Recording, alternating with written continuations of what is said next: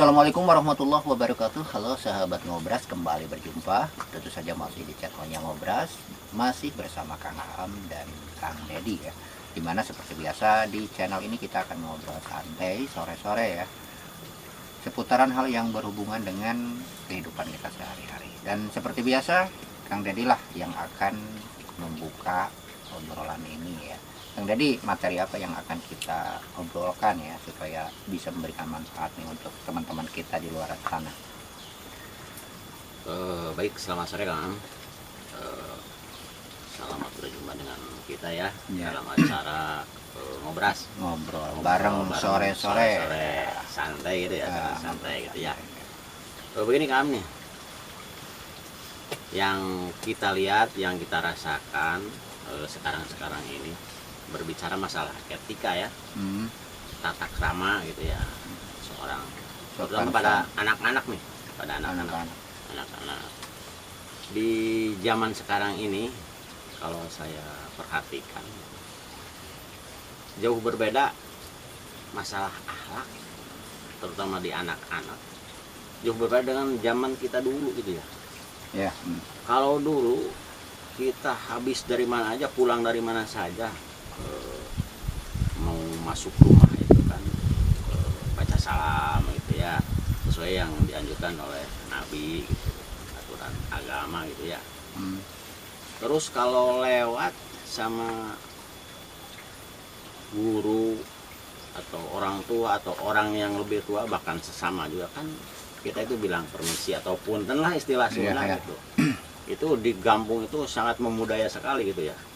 Kalau dulu ciri khas kampung. Ciri khas kampung. Tapi sekarang ini hal seperti itu jarang ditemukan atau jarang dilakukan oleh anak-anak. Gitu. Kok bisa seperti ini? Ini faktor dari apa gitu? Kita kan sebagai orang tua lah kan, kita udah punya anak gitu. Jadi cari solusi gitu. Bagaimana caranya supaya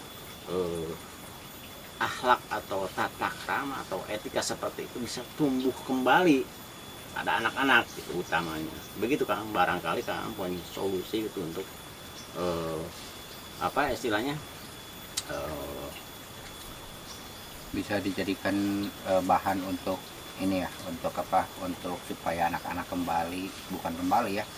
Ya bisa lebih mementingkan etika, mungkin lebih mementingkan betul. tata krama ya. Ya, tata krama itu bisa tumbuh kembali gitulah.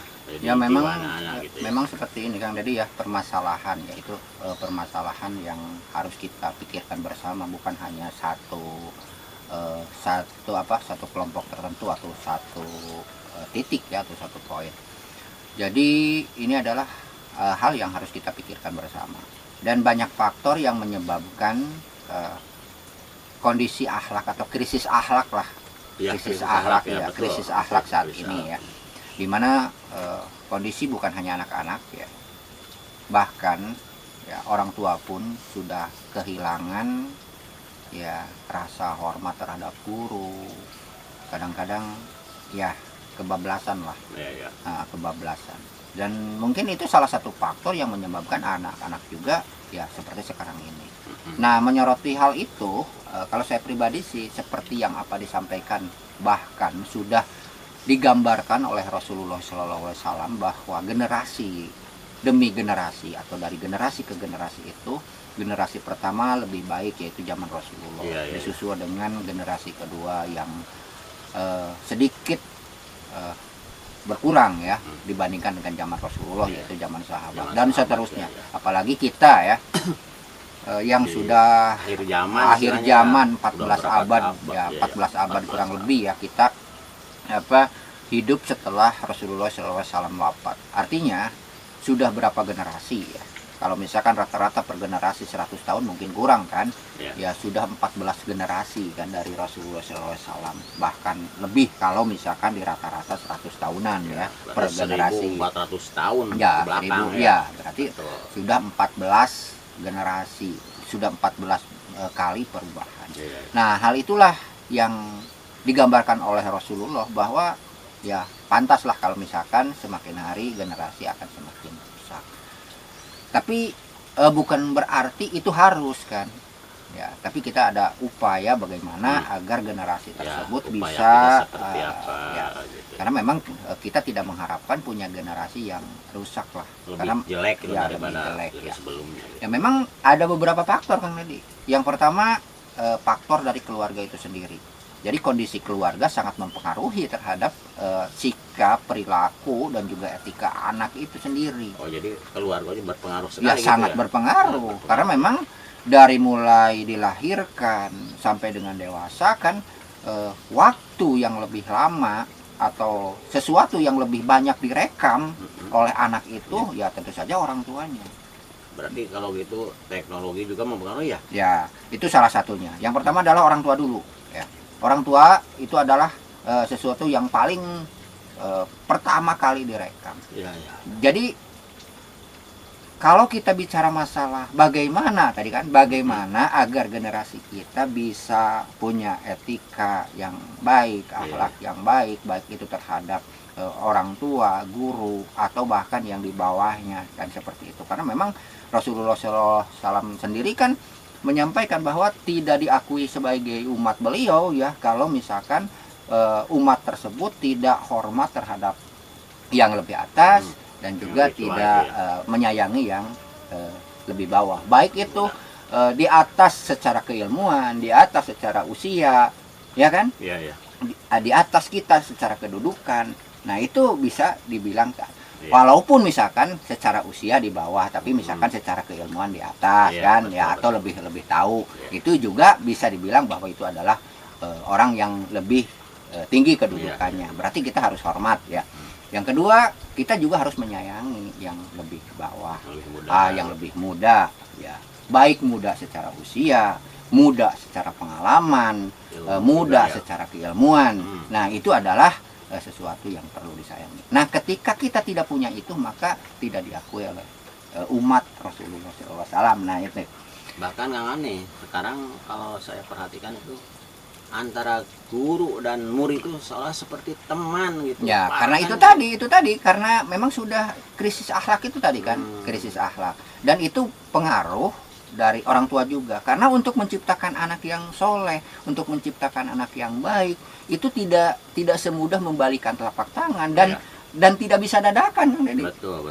Jadi kita harus mempersiapkan jauh sebelum anak itu lahir, bukan hanya setelah lahir.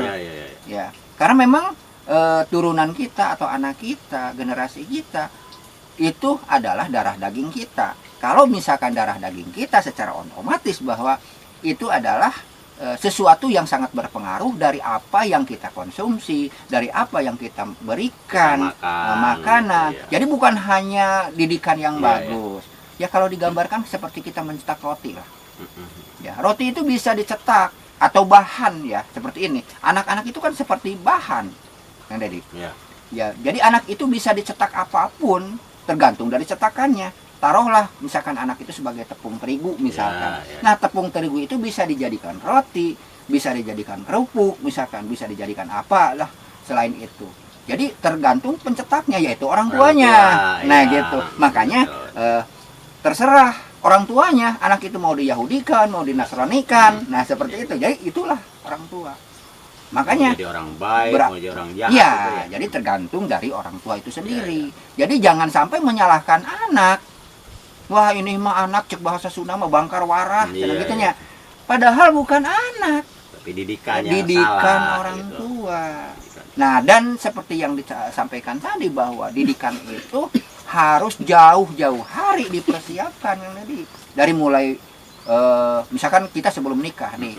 Jadi teman-teman yang belum nikah juga bukan berarti kita harus leha-leha untuk menunggu keturunan lahir, bukan seperti itu. Karena dari apa yang dikonsumsi hari ini, maka itu juga akan berpengaruh terhadap keturunan kita. Bahkan 10 tahun apa yang dikonsumsi sekarang akan berpengaruh juga nanti. Jadi secara otomatis mungkin 10 tahun sebelum lahir itu juga termasuk bagaimana kita cara kasar, makanan juga sangat berpengaruh Dedi. Terus mungkin nih masalah keturunan kalau kita mau menikah jadi pilih dulu itu turunan yang baik-baik. Iya, makanya kan harus ada 4 kan. Jadi kata ya. ya kata Nabi juga kalau kita memilih keturunan kan harus ada 4 bulu lah gitu lah. Yang pertama kan kecantikannya. Itu penting. Agar apa? Agar kita harmonis di dalam rumah tangga. Yang kedua, yang pertama rupa ya. Terus harta yang kedua.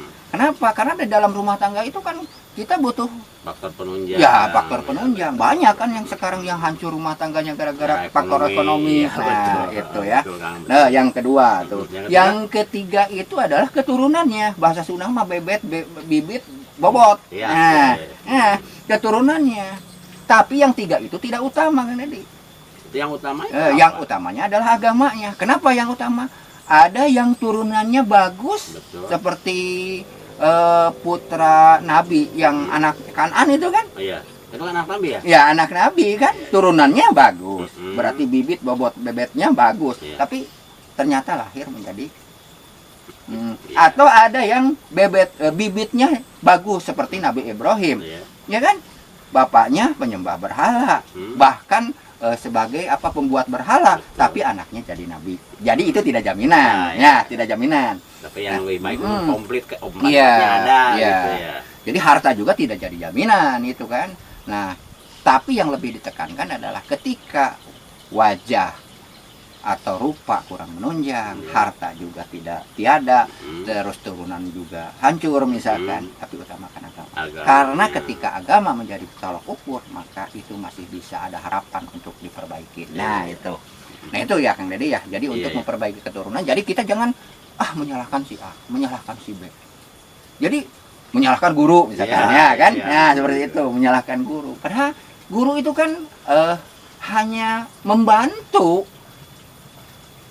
orang tua, karena kewajiban mendidik itu kan orang tua ya. Kewajiban mendidik itu adalah orang tua. Apalagi kan kalau guru itu cuma berapa jam berapa jam. Tapi guru juga bukan guru sekolah, guru ngaji. Ya, guru lah. Kita secara umum lah. Kita bukan guru guru ya seperti tadi. Terus guru itu sendiri sangat berpengaruh. Sangat berpengaruh. Karena sekarang maaf banyak guru yang dipaksakan kan tadi. Ya kan? Karena ya mungkin maaf ya, kenyataannya seperti itu. Bahkan kan tahu sendiri, saya juga mantan guru kan gitu ya. Mantan guru tapi keluar gitu kan. Karena memang ya maaf karena memang tidak suka dengan sistem pendidikan. Ya seperti itu. Karena memang banyak guru yang sebenarnya can manying lah jadi guru teh.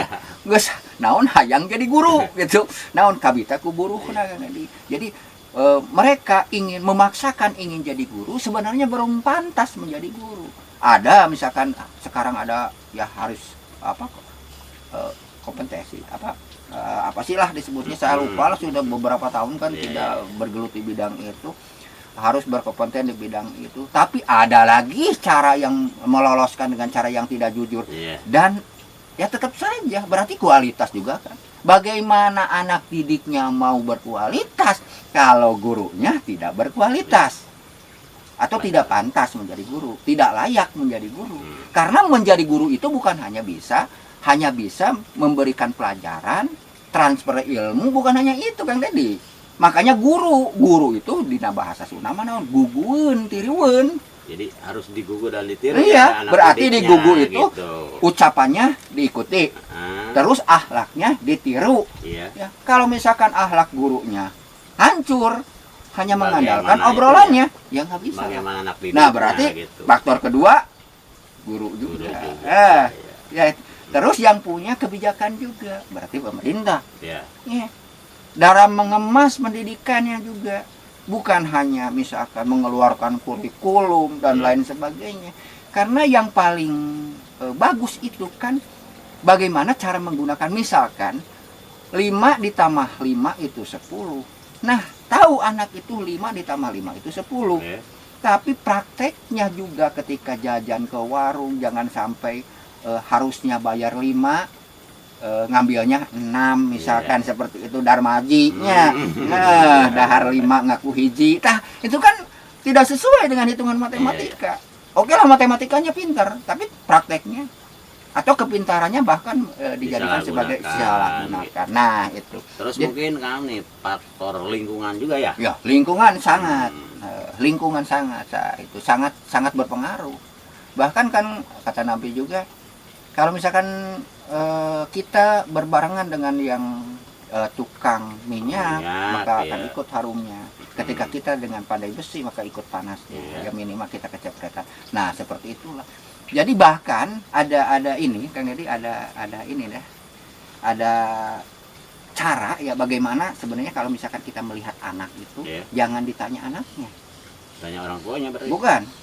Dilihat dengan siapa gaulnya. Oh iya ya, tadi kan lingkungannya. Lingkungan. Dilihat dengan siapa gaulnya. Jadi kalau misalkan si anak kita ya, anak kita kan bisa saja berbohong. Misalkan tidak anu, nggak usah ditanya anaknya. Karena pasti pandai bersilat lidah lah. Tapi lihat dengan siapa gaulnya. Dengan siapa, karena seperti yang kita rasakan Kang Deddy di dalam gaul.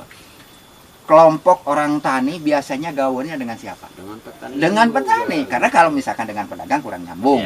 Pedagang dengan pedagang. Nah, seperti itulah logikanya. Biasanya pejabat dengan pejabat lagi. Ya kan? Betul. Ya. Jadi lihat itulah. Ya seperti itu. Nah, jadi banyak faktor lah.